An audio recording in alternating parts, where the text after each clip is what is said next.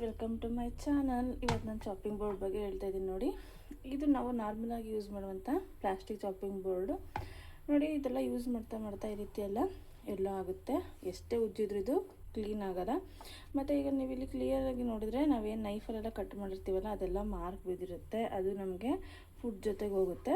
So ಇದು cleaning ಸಹ ತುಂಬ ಕಷ್ಟ ಮತ್ತು ತುಂಬ ಡರ್ಟಿಯಾಗಿದೆ.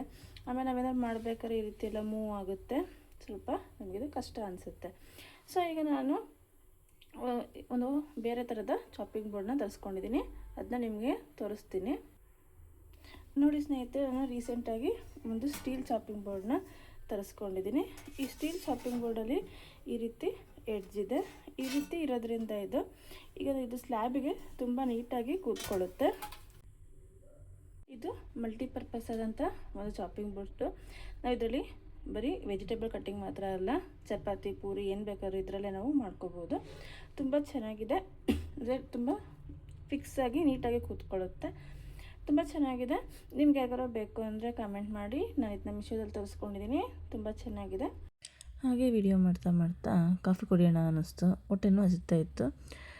ನಾವು ಚಿಕ್ಕವರಿರ್ಬೇಕಾದ್ರೆ ಕಾಫಿ ಜೊತೆಗೆ ಮಂಡಕ್ಕಿತ್ತು ಪೂರಿ ಅಂತ ಹೇಳ್ತೀವಲ್ಲ, ಅದನ್ನೇ ಈಗ ಹಾಕ್ಕೊಂಡು ತಿಂತಾ ಇದ್ವಿ. ಅದು ನೆನಪಾಯಿತು. ಅದಕ್ಕೆ ಬಿಸಿಯಾಗಿ ಒಂದು ದೊಡ್ಡ ಫಿಲ್ಟರ್ ಕಾಫಿ ಮಾಡಿಕೊಂಡು 1-2 ಸ್ಪೂನಷ್ಟು ಪುರಿನ ಅದಕ್ಕೆ ಹಾಕಿ ಒಂದ್ಸರಿ ಮಿಕ್ಸ್ ಮಾಡಿಕೊಂಡು ಹೊಟ್ಟೆ ತುಂಬ ಅಷ್ಟು ತಿನ್ಕೊಬಿಟ್ಟೆ. ತುಂಬ ಚೆನ್ನಾಗಿತ್ತು. ಎಲ್ಲ ನಮ್ಮ ಚೈಲ್ಡ್ಹುಡ್ ಎಲ್ಲ ನೆನಪಾಗ್ತಿತ್ತು. ಎಷ್ಟು ಚೆನ್ನಾಗಿತ್ತಲ್ವ. ಸ್ಕೂಲಿಂದ ಬಂದು ಇಂಥದ್ದೊಂದು ತಿಂಡಿಗೋಸ್ಕರ ಕಾಯ್ತಾ ಇದ್ವಿ. ಇದಕ್ಕೂ ಎಷ್ಟೊಂದೆಲ್ಲ ಫೈಟ್ ಮಾಡ್ತಾಯಿದ್ವಿ. ತುಂಬ ಚೆನ್ನಾಗಿತ್ತು. ಮಕ್ಕಳಿದ್ದಾಗ ನಾವು ಅವ್ರಿಗೆ ಜ್ಯೂಸ್ ಎಲ್ಲ ಮಾಡ್ಕೊಳ್ಳೋಕ್ಕೆ ಜಾರಲ್ಲಿ ಮಾಡೋದಕ್ಕಿಂತ ಈ ರೀತಿಯಾದ ಒಂದು ಹ್ಯಾಂಡ್ ಬ್ಲೆಂಡರಿಂದ ಇದರಲ್ಲಿ ನಾವು ಚೆನ್ನಾಗಿ ಜ್ಯೂಸನ್ನ ತೆಗಿಬೋದು. ನೋಡಿ ಇದೆಯಲ್ಲ, ಇದು ಇಲ್ಲಿ ಯಾವುದೇ ಬೀಜಗಳು ಕೆಳಗಡೆ ಹೋಗೋಲ್ಲ. ಜ್ಯೂಸ್ ಮಾತ್ರ ಇಲ್ಲಿ ಉಳ್ಕೊಳ್ಳುತ್ತೆ.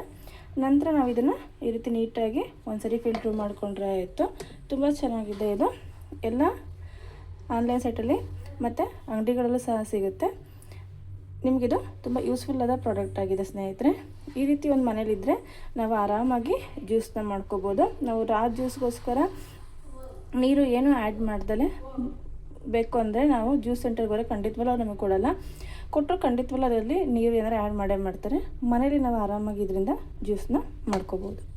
ಬನ್ನಿ ನಾನು ಹೇಗೆ ಜ್ಯೂಸ್ ಮಾಡ್ತೀನಿ ತೋರಿಸ್ತೀನಿ. ಈಗ ನಾನಿಲ್ಲಿ ಮೂಸಂಬಿ ತೊಗೊಂಡಿದ್ದೀನಿ. ಅದನ್ನು ಕಟ್ ಮಾಡಿಕೊಂಡು ಈ ರೀತಿ ಚೆನ್ನಾಗಿ ಸ್ಕ್ವೀಸ್ ಮಾಡ್ಕೊತೀನಿ. ಅದರ ಪಲ್ಪೆಲ್ಲ ನೀಟಾಗಿ ಬರೋಂಗೆ ನೀಟಾಗಿ ಚೆನ್ನಾಗಿ ಸ್ಕ್ವೀಸ್ ಮಾಡಿಕೊಂಡ್ರೆ ಒಂದು ಏನು ಕಟ್ ಮಾಡ್ಕೊಂಡಿರ್ತೀವಲ್ಲ ಅದನ್ನು ಈ ರೀತಿ ಸ್ಕ್ವೀಸ್ ಮಾಡಿ ಸೋಸಿಟ್ಕೊಳ್ಳಿ. ಮತ್ತು ಇನ್ನೊಂದನ್ನು ಸಹ ಹಾಗೆಯೇ ರಸನ ಹಿಂಡ್ಕೊಳ್ಳಿ. ತುಂಬ ಚೆನ್ನಾಗಿ ಬರುತ್ತೆ. ಸ್ವಲ್ಪ ವೇಸ್ಟ್ ಅಂತ ಏನೂ ಆಗೋದಿಲ್ಲ. ಈ ರೀತಿ ಎಲ್ಲ ಮಾಡಿ ಅದನ್ನ ಸೋಸ್ಕೊಂಡು ಮೇಲೆ ಸ್ವಲ್ಪ ಪಲ್ಪ್ ಉಳಿದಿರುತ್ತಲ್ಲ ಅದನ್ನು ಈ ರೀತಿ ಸ್ಪೂನ್ ಸಹಾಯದಿಂದ ಈ ರೀತಿ ಮಾಡಿಕೊಂಡ್ರೆ ಆಯಿತು. ಜ್ಯೂಸ್ ರೆಡಿ ಇರುತ್ತೆ.